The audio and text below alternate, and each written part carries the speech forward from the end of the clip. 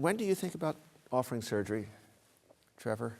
When do you think about offering other non-standard medication treatments? So I look at it in two ways. One, if you look at the data of medication failure, that once you've tried 2 appropriate medications and they failed, your chances of achieving seizure freedom are very, very small. So under that scenario, I will suggest that the patients be evaluated to see if they are candidates for surgery. There are other alternatives to surgery as a treatment for patients, but I think from a seizure freedom standpoint, that's the one treatment that offers the best option for the patient being seizure free. So, and are there some people who you would tend to move somewhat earlier into that surgical pipeline than others, for yes, example? so again, if you look at the Venn diagram, you know, if they have a focal lesion and they have seizures and they have spikes on the EEG, I will do that much earlier. So seizures and spikes referable to the lesion. Referable to lesion. And obviously patients who are non-lesional or have or close to eloquent cortex, my resistance is higher. And what about diet therapy, Eric? Do you recommend that fairly often? I use for some of my patients the diet. I still remember when we had that movie, First Do No Harm. I felt it did a lot of harm because it was a misinformation.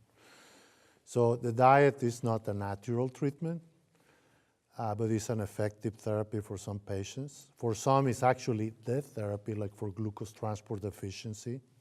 So there are some places where you have definitely a niche for the diet. My experience is that it can help both kids and adults and all type of seizures. But if diet was easy, we would not have an epidemic of obesity. So it's not easy.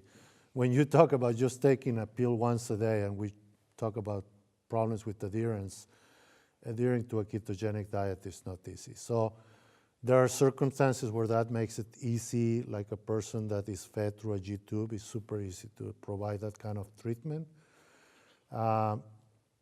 I think a lot of the misconceptions that eating too fat in the diet is a very high risk for heart disease probably are not correct, because it's different eating a lot of fat when you don't eat carbs, because you're burning that fat all the time.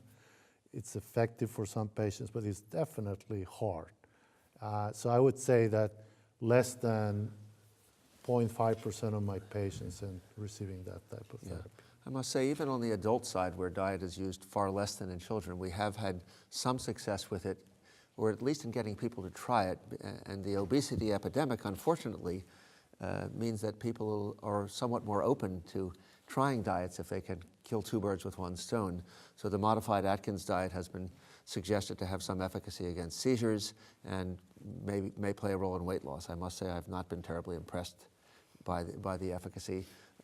But it's an easy thing to decide that it hasn't worked if someone gives it a fair try after 2 or 3 months, and then you've ticked off that box, and if they've had a nice response, then one could go.